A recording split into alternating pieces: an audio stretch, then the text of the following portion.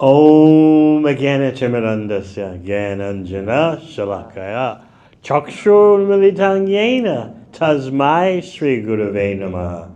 Jai Sri Krishna Chaitanya Prabhu Nityananda Sri Advaita Gadadhara Shivasari Gaura Bhakta Vrinda. Hare Krishna, Krishna Krishna, Hare Hare, Hare Rama, Rama Rama, Hare Hare. Tonight, we're going to talk about your dreams and your fantasies, and where those dreams and fantasies are going to take you. In fact, where have those dreams and fantasies brought you to where you are now? You all know what it means to dream at night. You're laying in bed asleep, but you forgot all about the body that you have and you're lost in a dream world. Yes? You visit various places, you talk to various persons, forgetting all about who you are or who you think you are during the day. At night, you're just someone else, lost in a dream world. And then the alarm clock sounds. How many of you wake up with an alarm clock? Because you have to go to school, you have to go to work. The alarm clock rings, and you wake up. But my question to you, and it's very important for your development as young persons, my question to you is, do you really wake up?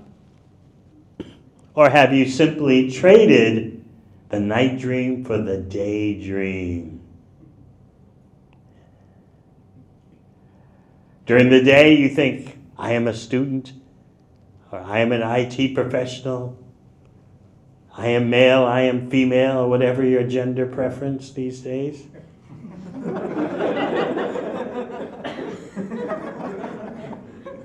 I am this ethnicity or that ethnicity. I am young. I am younger. All these bodily designations you take on during the day, but you forget them at night. And you know when you're dreaming at night, you're so active in the mind, but you forgot all about who you are during the day. So could it be that even during the day we're in a dream world, a world of fantasy? And that fantasy during the day has been pushed on you since your birth. Ever since your birth, since you appeared from your mother's womb, you've been hearing that you are the body, you are the mind, and if you want to be happy, you should do this, you should do that. If you want to be successful, do like this, do like that.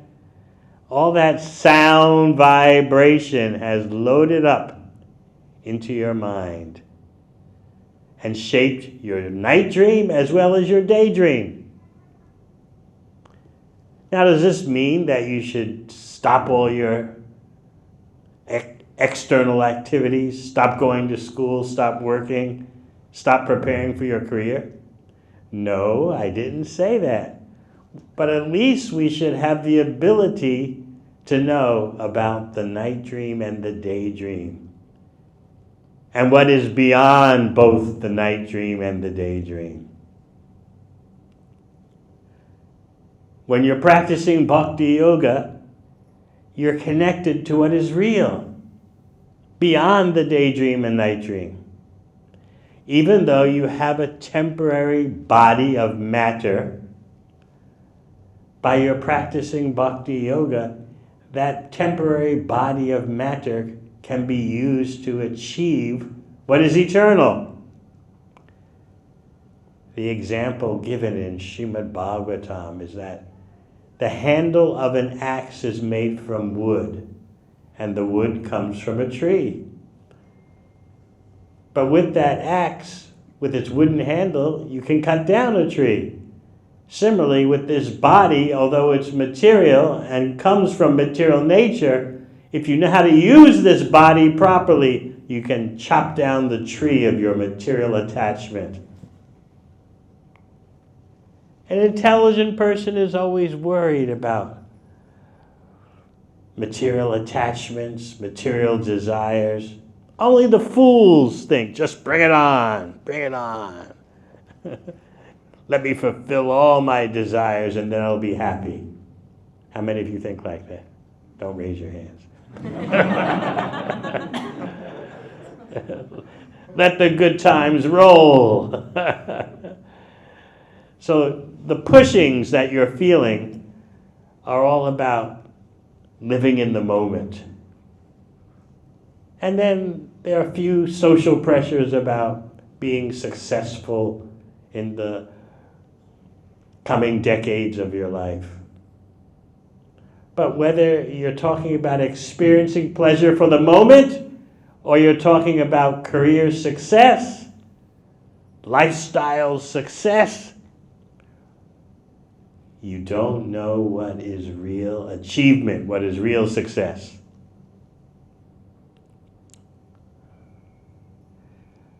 You've been taught, pushed, shaped to run a race. So you're racing and racing and racing, and there's fear involved, right? While you're racing, while you're living the life of the material race, there's the fear that you're going to lose. You want to come in number one, or at least number two. But what's the worst fear of all?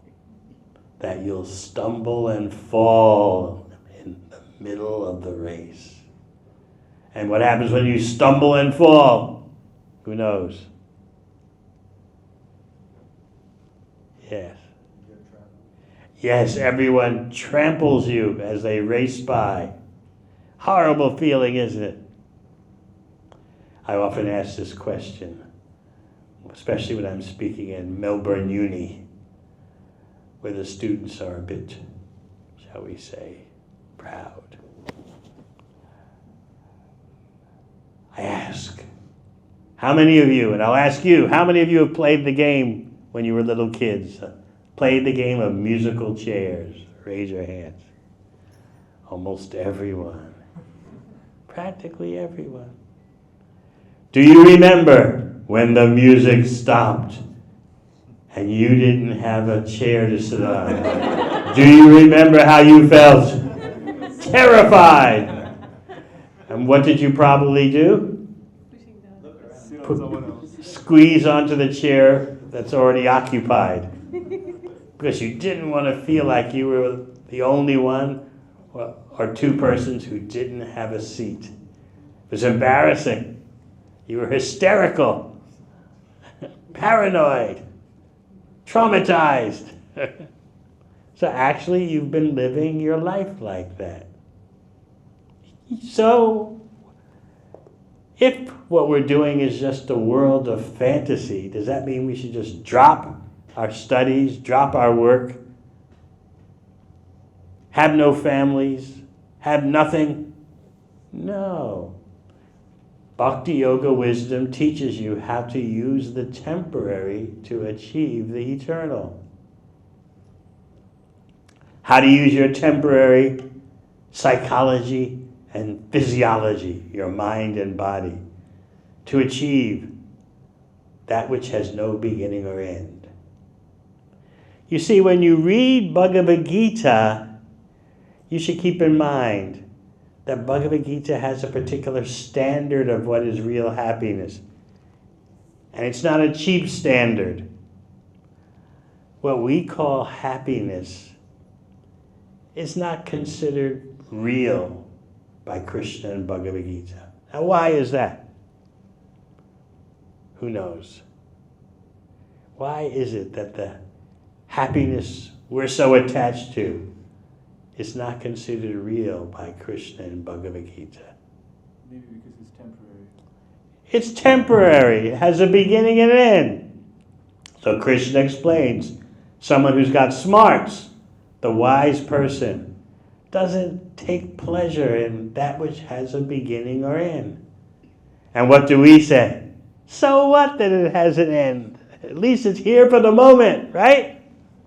This is how society trains you, especially in a consumer society. The more people consume, the better the world is supposed to become. The happier everyone is supposed to become.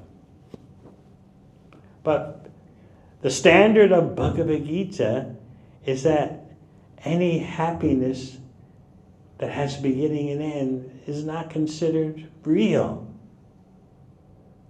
It's there, but it's not factual because it's temporary. Because it's temporary means it's insubstantial, shadowy stuff. But we're trained in the age of Kali to race for what is shadowy and try to grab it. How many of you have ever tried to grab a shadow?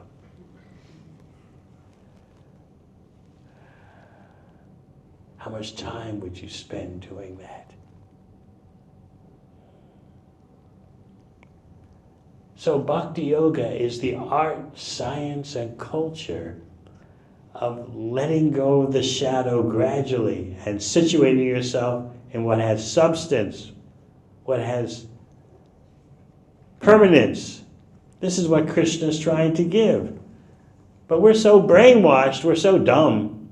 I'll just give me the temporary, at least it's an experience for the moment. Where was I talking about this recently? Oh, at one program at the Bhakti House in Erskineville. I was reminding them a song you probably never heard of, you're too young.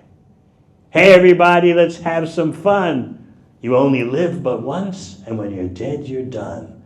Let the good times roll. That's the Kali Yuga theme.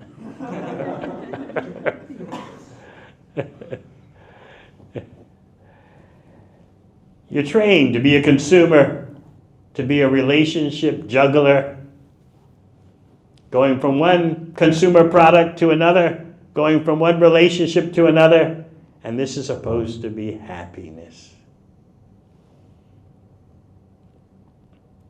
I taught them another song in Erskineville at the Bhakti House, describing how people turn relationships into a battlefield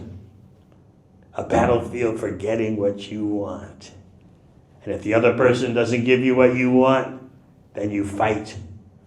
And if the person still doesn't give you what you want, then you try to destroy the other person. You have failed. You have not given me what I want. So I was quoting them a song from the 60s. I know so many of you don't engage in such activities, but I'm trying to explain to you what goes on in the world of fantasy. You understand? This is what's held up to be the glorious life. Juggling relationships, juggling consumer products, going here, going there, chasing after the dream of material happiness.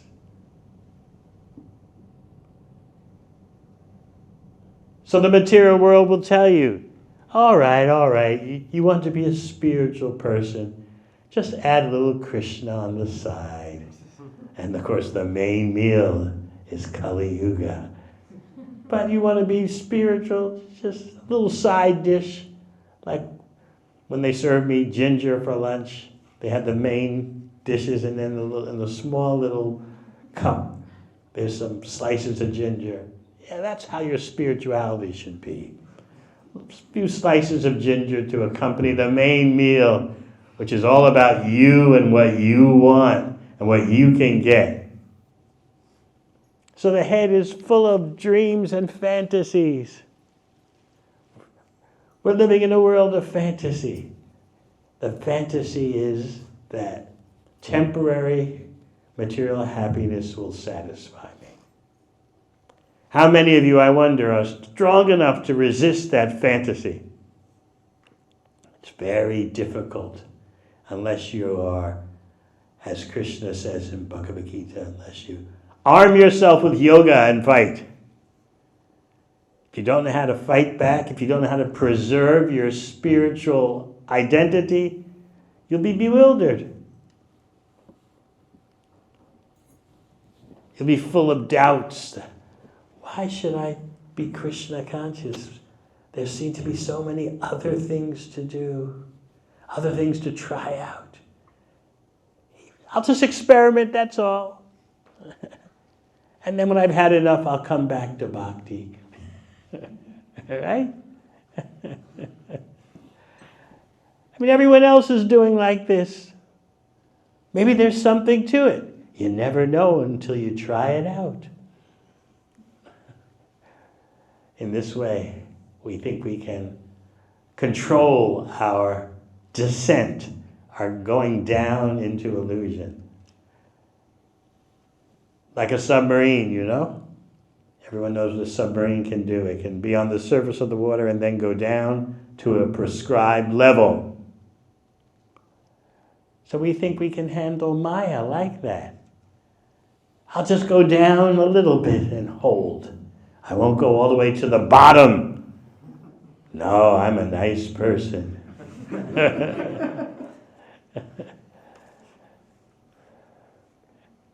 And what does the illusory energy say to you? Yes, just come down a little bit, and I promise you, you'll hold right there. You won't go any lower.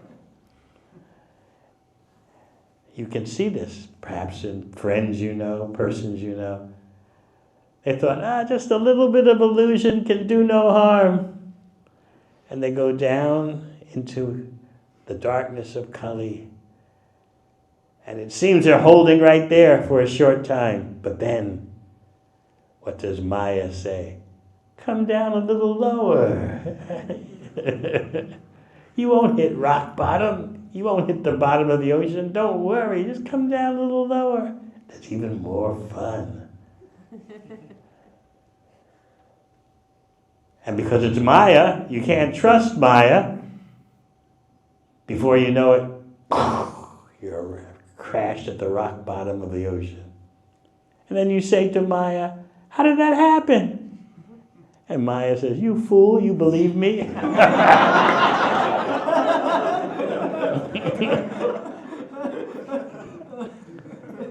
In Bhagavad Gita, there are two words for fools that Krishna uses. Mudha, fool, and vimudha, super fool. Krishna says, Mudha janmani janmani. Birth after birth, you'll be a fool. It's bad enough to be a fool one time. I don't know if you've ever been cheated in your life. Anyone ever been cheated? And you vow, you promise, never again, never again. I remember once, I was about, 21, in New York City, Times Square, Manhattan, walking around, and some guy came up to me and said, okay, he pretended, later I realized, he pretended he didn't know where he was going, and somehow or other in the whole transaction with him, interaction with him, I ended up giving him $20. And he was supposed to give me the same amount in change. And then suddenly he disappeared. I felt so dumb. I said, never again will this happen. And sometime later I was walking around in New York City and someone came up and they tried the same trick on me. But this time I just kept walking. Didn't say anything. You're not going to get me this time. But material existence means, again and again we're fools. Birth after birth we're fools. Because we're attached to the world of fantasy. So how do you cope? How do you handle this fantasy, this world of illusion? You have to take care of yourself. You have to do your studies, you have to do your job. But is that the real you? And then, of course, no one wants to be lonely. Anyone here plan to spend their whole life alone?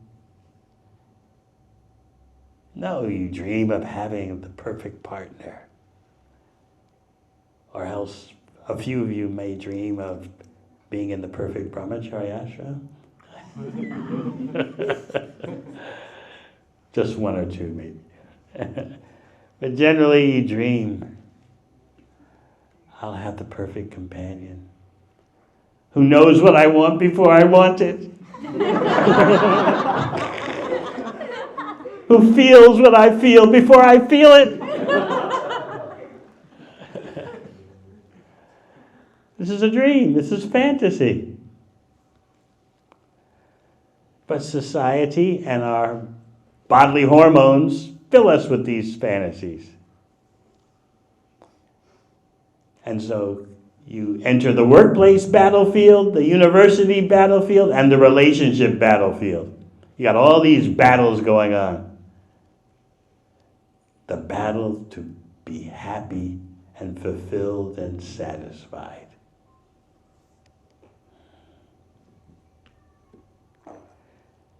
So the audience at Erskineville at the Bhakti House was a bit older and more full of bitter experiences. You guys look a bit younger than that. Still the head is full of dreams and fantasies, right? Right? Come on. So I taught them a song from the 60s that epitomized, that demonstrated the battle for relationships and how relationships have become such a combat jungle. The song goes like this. Now, again, I don't think many of you have experienced this, but still, the dream for experiencing this is there in you, due to growing up in such a Kali Yuga society. Song goes like this. When you give more than you get, you're in danger. You may find that you're in love with a stranger. When there's nothing more to be gained, don't keep holding on in vain. There's danger, heartbreak dead ahead. When you find out that you're losing, it's time to get on moving. Start packing up your heart. This is the reality. Now, the persons at the Bhakti House, like I said, they're on the average, maybe 10 years older than you all. They knew this is the reality. But you all have the dreams and fantasies. How to handle those dreams and fantasies? It's impossible without purified consciousness. So the whole bhakti lifestyle cleanses your consciousness so that you can perceive what is reality. You can perceive what is real happiness, not the stuff that has a beginning and end, which just is there for a second and then gone. But society trains you to cling so tightly to that momentary flash of happiness, because there's nothing else. So society fills you with false value for that moment of happiness. You had a moment of happiness, isn't that great? And you call your friends, guess what? I had a moment of happiness. Is that how you're going to spend your life? Chasing moments of happiness? No, Krishna and Bhagavad Gita says that's not happiness. But we don't accept that, right? See, Jai Shri Krishna, we believe everything you said. Now where's the material happiness?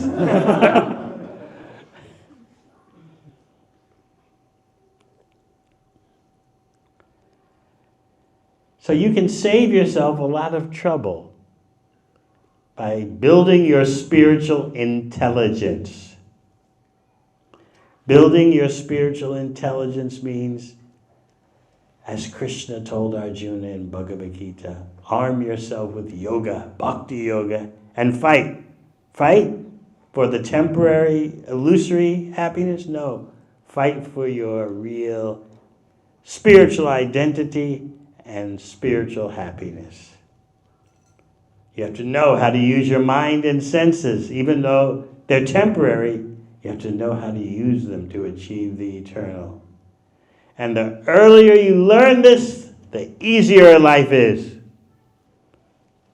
Sometimes some of you may think, all right, Krishna is nice, Bhakti is nice, Krishna consciousness is nice, but it's probably something I'll want to do when I'm 70. How many think like that? Oh, one honest person raised their hand. Thank you. You get a special prize tonight. When I'm 70, after I've had enough material experience, then I'll be such a wonderful candidate for bhakti. But now I've got to do a few things, chase a few illusions, have a few magic moments. I know it's temporary, but there's just certain things I have to do.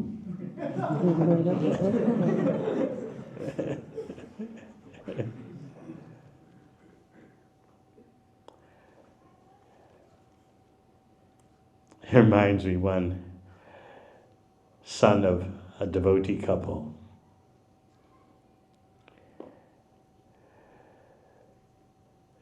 Raised from birth by his parents in bhakti. But when he was a teenager, the ways of the world were calling to him. He wanted to have a few experiences. So his mother told me, he just announced her one day, Mom, he's American, so he doesn't say Mom. Mom, there are a couple of things I gotta do. A couple of regular principles I gotta break. You understand, Mom? The mother didn't know what to say, except, oh, go ahead, and you'll get burnt out just like we did. So the illusion is so great that it just enters our minds and takes us over.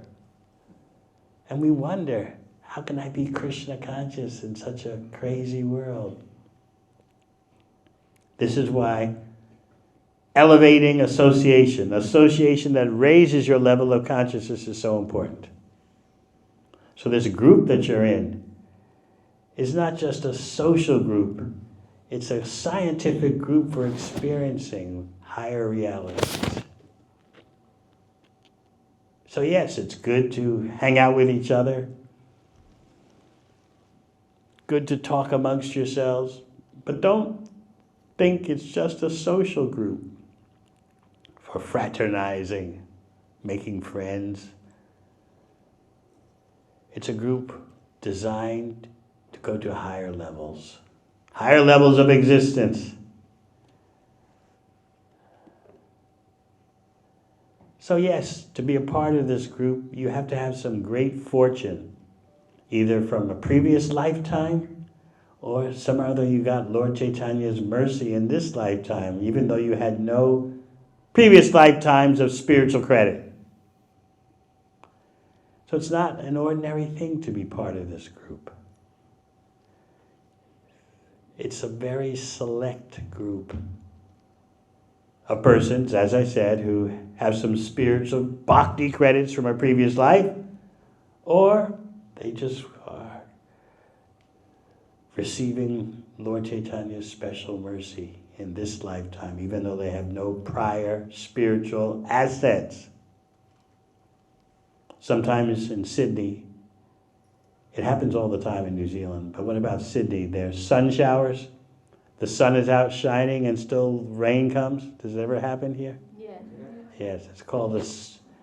What do you call them here? Crazy weather. Yeah. Other places, they're called sun showers. No clouds in the sky, no rain clouds in the sky, and still the rain is coming, sprinkling, not a downpour. So Lord Chaitanya's mercy can be like that. It looks like there's no cause why you're a part of the Bhakti group. No cause, no previous assets from previous lifetime, but you're here. So Lord Chaitanya's mercy is like that. You may not have any prior Bhakti background in your previous life, but you're here. Just like there are no rain clouds in the sky, but still the rain is coming. Of course, in Bhagavad Gita, Krishna explains that the younger you start your bhakti, that indicates the greater spiritual fortune you're bringing in from your previous life.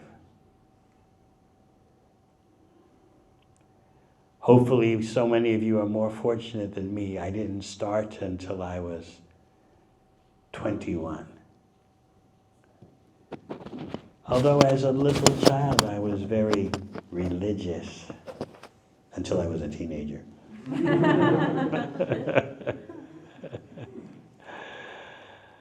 I remember when I was 5 years old, because my family was, at least my mother, was very Christian. So when I remember at 5 years old, I would lose my house keys. Then I would pray, "Oh God, help me find my house keys. If you help me find my house keys, I promise I'll glorify you." I was making those kind of business deals as a 5-year-old. Merchant relationship.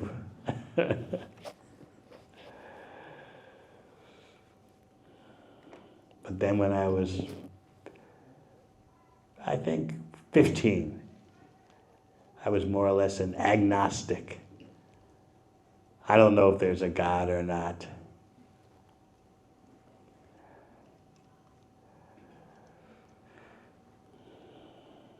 But some or other, by Lord Chaitanya's mercy, I came in contact with Srila Prabhupada, especially through his books, at the age of 21. Some of you are younger than that. You could be more fortunate than me. How many of you are chanting a little bit of Hare Krishna or more? Raise your hands. That's very nice.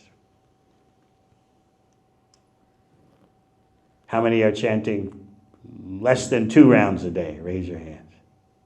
Very good. How many more than 4 rounds a day? Raise your hand. Wonderful. More than 8? More than 15? Very good. Perhaps you know how I started chanting japa. You don't know. I made giant steps in chanting. No. I started chanting japa doing 1 bead a day.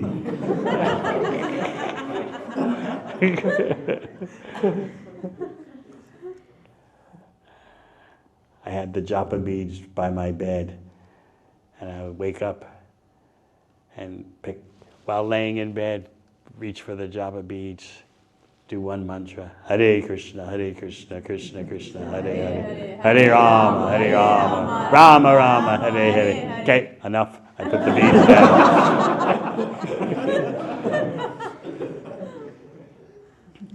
So there's so much more hope for you than there was for me.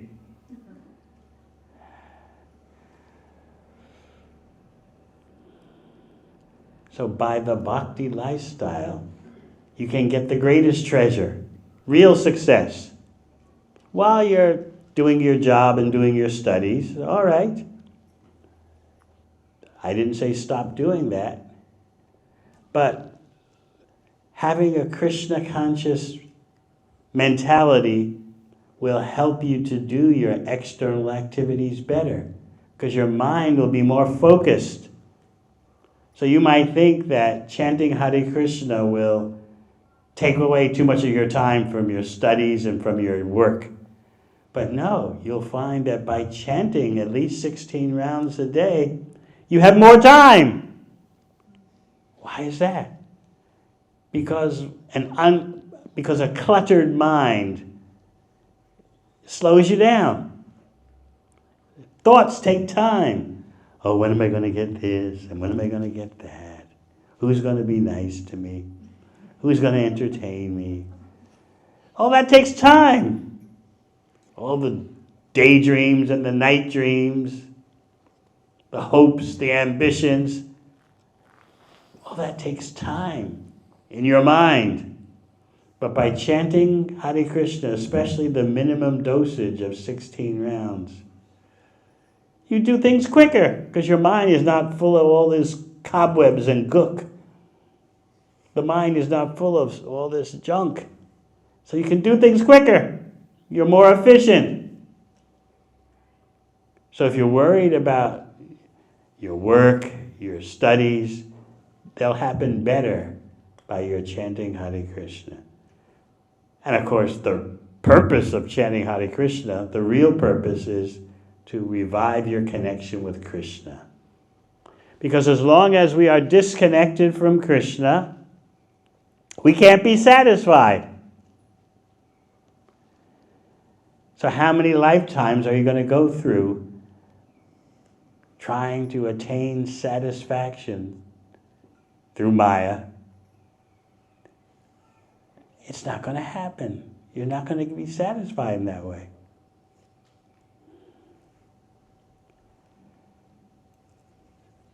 You're meant to go to a higher level. As Albert Einstein is supposed to have said, a problem is never solved on the same level that it originated. If you want to truly solve a problem, you have to go above it. Go to the level above the problem level and then work on the problem level below you from a higher level. So the problem of material satisfaction cannot be solved on the same level. You have to go to a higher level. So the smart person wants spiritual satisfaction. And that requires training, knowledge, lifestyle adjustment. So yes, you can work. Yes, you can go to the university. Yes, you can have your partner. But it's not the same as a gross materialist. It's a completely different universe. So I was explaining at the Bhakti house, because they're, like I say, they're a bit older than you all, and so they've already been through so many relationship crises and relationship breakdowns. So I said, why don't you consider being partners in enlightenment instead of partners in illusion? So everyone was immediately interested. Partners in enlightenment. Oh. Sounds very interesting.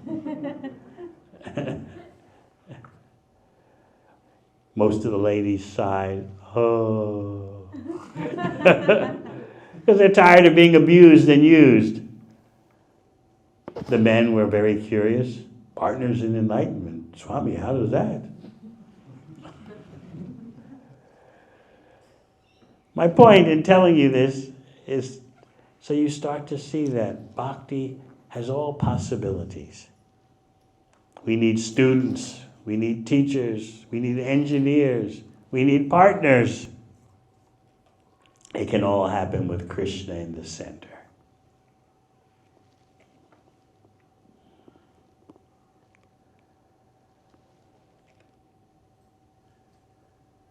All right. Any questions? Yes.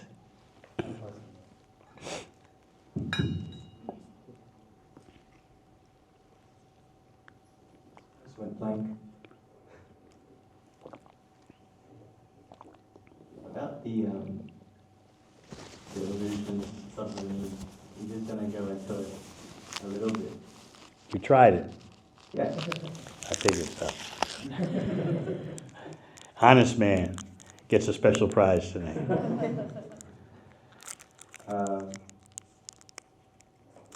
What do you do about that?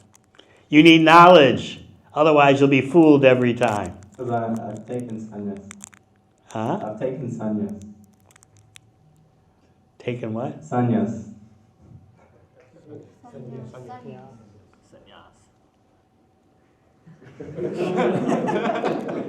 I don't think so.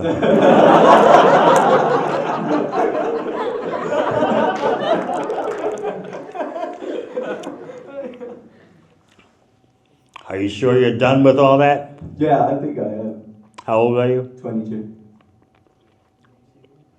Did you know what the peak of the male hormone cycle is?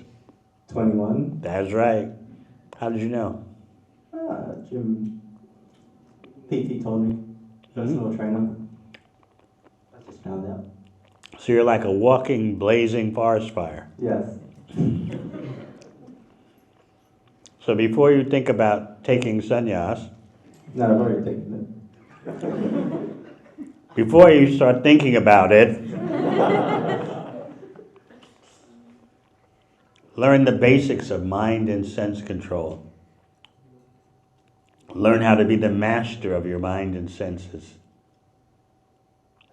And that you can do with the Bhakti lifestyle.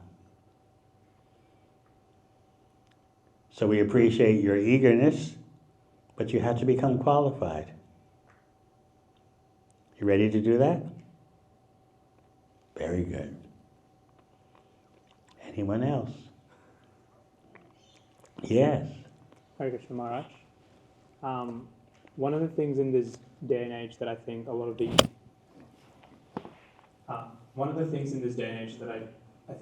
youth are excited by is the freedom and the autonomy that we seem to have. Freedom and autonomy to do what? To do anything that you wish to aspire without sort of any kind of regulations or rules. I think there's more freedom. It's animal life. Right? The animals do whatever they want. Eat, sleep, mate, defend with no rules and regulations. So your question is? Yes, Maharaj. In spiritual life, it appears that we follow life with, certain regulative principles and a certain framework of rules and values, which to some might seem restrictive. What is the benefit of following these rules? This is what Krishna explains in Bhagavad Gita. You want to be happy, but if you don't know the prerequisites, the preliminary requirements for happiness, you'll never get happiness. People think, I want to be happy. As soon as they say, I want to be happy, they're actually admitting that something's blocking my happiness. I want to be happy. They don't have it. Something's obstructing it. Something's blocking it.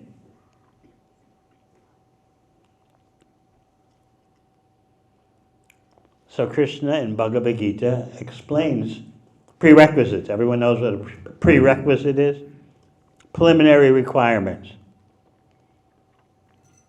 First, you need non-material knowledge, like I was telling our sannyasi there.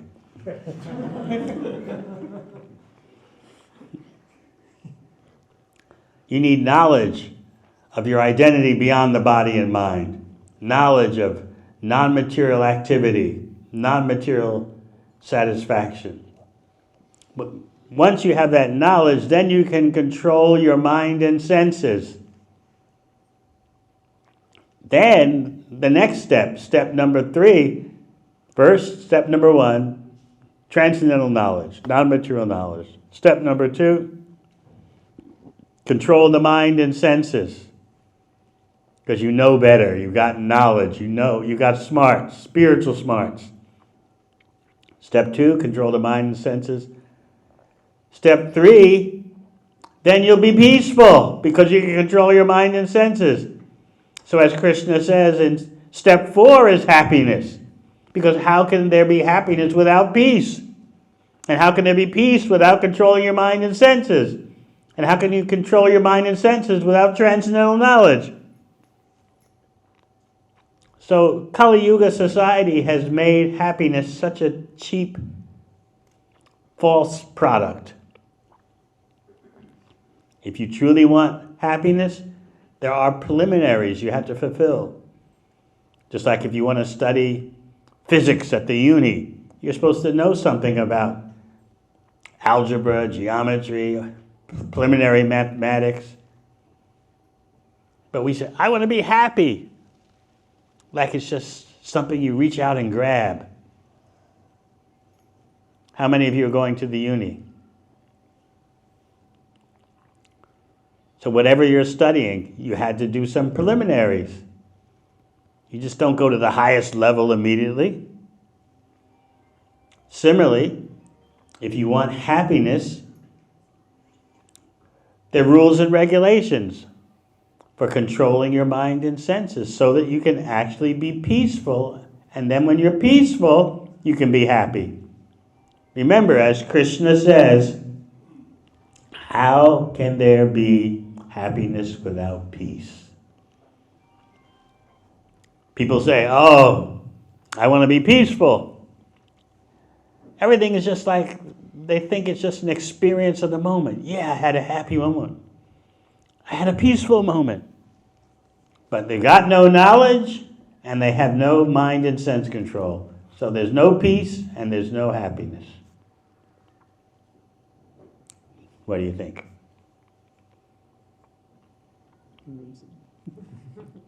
Everywhere in human society you see rules and regulations. Maybe not for all aspects of behavior, but just jump in your car and drive around. You have to follow so many rules. There's signs everywhere. No left turn. Go back, wrong way. Everywhere, signs, street lights, police. So as a human being, you're following so many rules and regulations. Why is it that you blame Krishna for spiritual rules and regulations?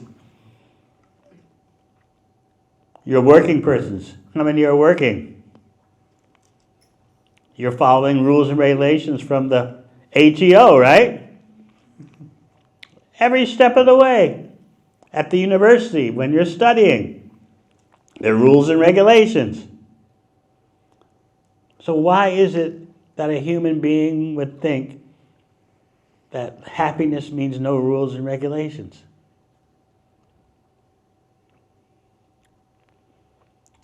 Rules and regulations are a part of human society.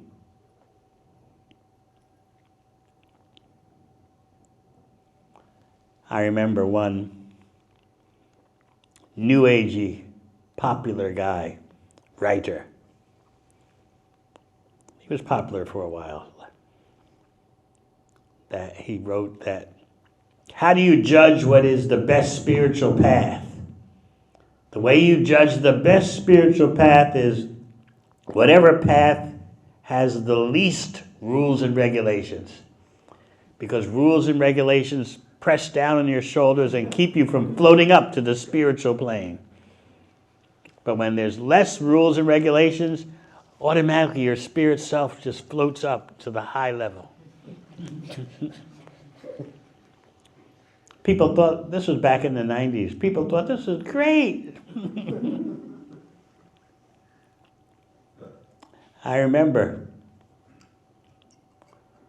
one young person came to me brokenhearted because this young person had so much faith in that writer who was writing things like that. And then this person, she was in her 20s. She took a vacation to Hawaii and went into a pub, and there was her hero, her New Age hero writer, getting wasted with a few other persons. And he was saying it laughing at the top of his lungs. And she was horrified to hear this. I write such junk and people are buying it.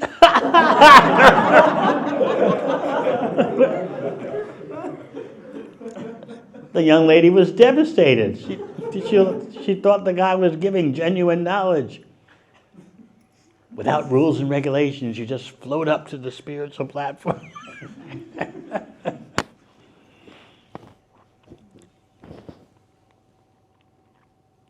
Even for material things, rules and regulations are essential.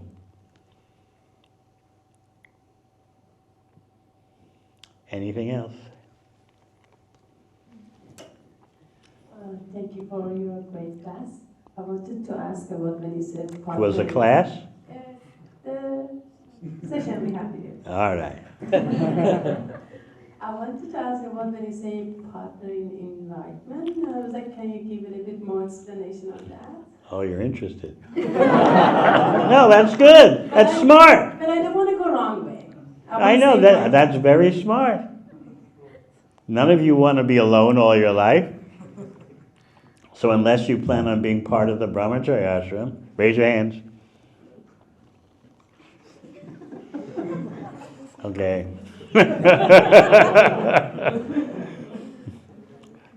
Unless you plan on being part of the Brahmacharya ashram, you'll have a partner. Partners in enlightenment means Krishna consciousness is the center of the relationship and you're helping each other to advance to Krishna.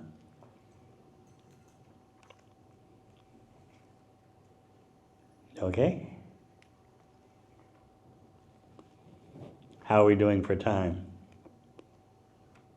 We have time, Maharaj. We can take more questions. Okay, more questions. Yes? Just pass the mic around.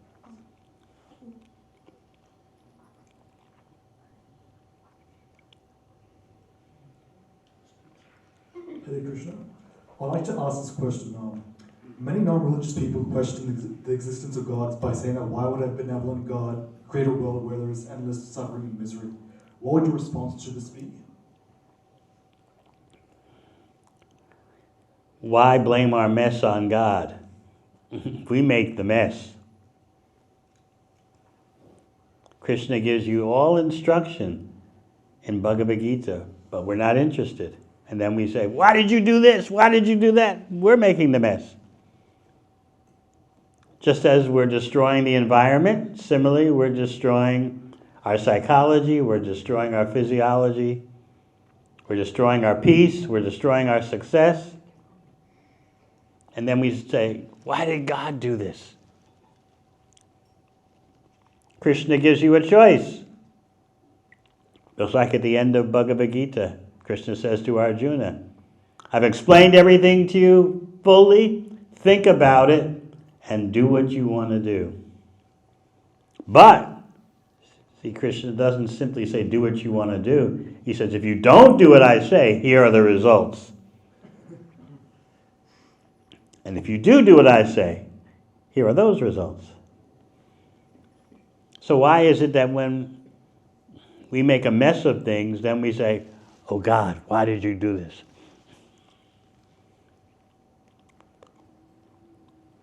So we're working hard to enlighten humanity. Without knowledge, everything goes crazy. So Bhakti is based on the greatest knowledge. It's the greatest gift to the world. So you have a chance to study that knowledge and teach it to others. That'll be the glory of your life.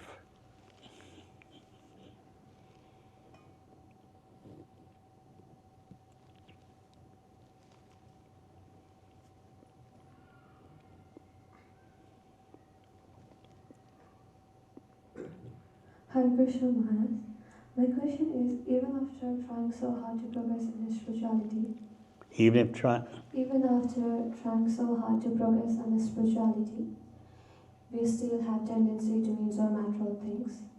So how do we stop? tendency to do what? Enjoy material things. Like what, for example? So like getting Lots of natural things. Huh? I don't have one. Like there are lots of. I didn't think natural so. things. One, I have lots of desire. Like You have to have desire, otherwise you'd be a stone. You have to have desire. the non-spiritual, natural. What do you want?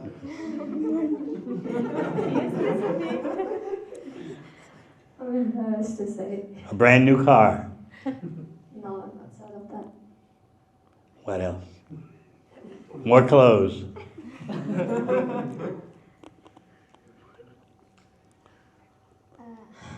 A sort of a relationship, like a partner. So Well, that's everyone. no, like no.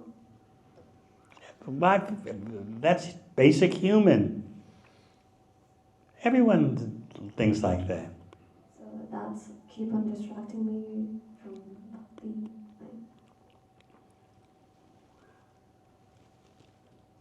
The best relationship is based on knowledge. So you have to get knowledge. Otherwise, no matter what situation you're in, you're not going to be happy. You have to know how to take care of yourself.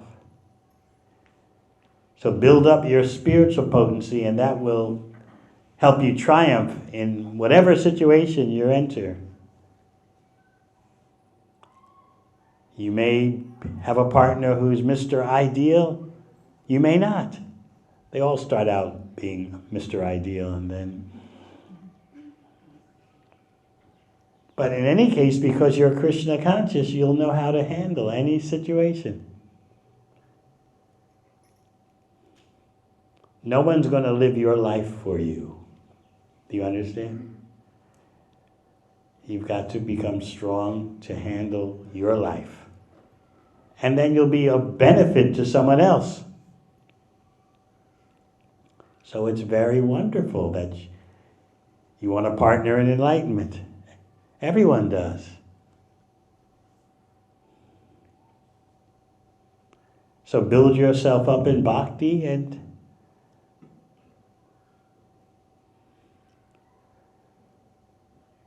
when the right person comes along, you'll be ready. Because you're not going to be happy on the material platform. Material relationships in this day and age, in case you haven't noticed, material relationships don't last. Have you noticed that? Here today, gone tomorrow. But by your spiritual development, you'll be on a higher level. And you'll be able to do much better. So you're in the right place here, you're at the right time. So become spiritually knowledgeable. Become the master of your mind and senses. Then you'll be peaceful, and then you can think about being happy. All right? Thank you for your honesty. But everyone's thinking like you. Everyone's thinking like you. You just happen to say it. You think they're not thinking this? I asked for candidates for the Brahmacharya ashram. No one raised their hand. One. Okay, 1, 2. What? Oh, now the hands are coming up. You scared them.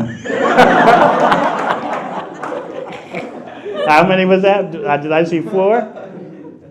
Now the hands are back down. They're not very determined.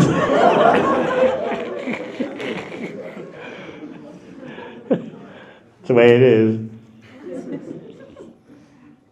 All right. Last question.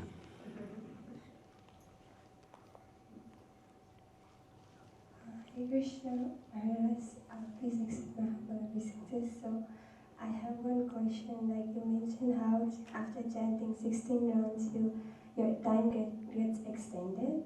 But for me and in my case, I don't feel that. Even after chanting my rounds, I don't feel like my time is extended. But I feel like I have so many things to do. I haven't done my reading. I haven't done my homeworks. I haven't done this and that. And then, so what I'm doing wrong that my time is not extending, and how can I chant and also extend my time and use it perfectly, like effectively? You need two things. You need a sacred time and a sacred place for your chanting. A sacred time means that this time I'm chanting and nothing is going to disturb me. And then a sacred place.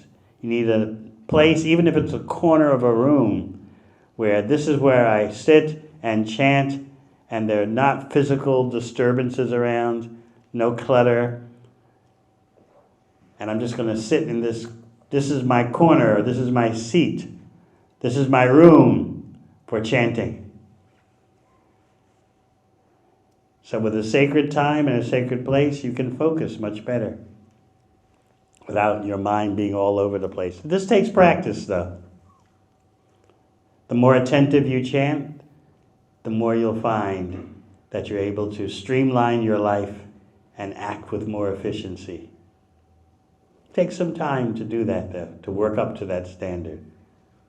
But you'll see. Sacred time and sacred place. All right.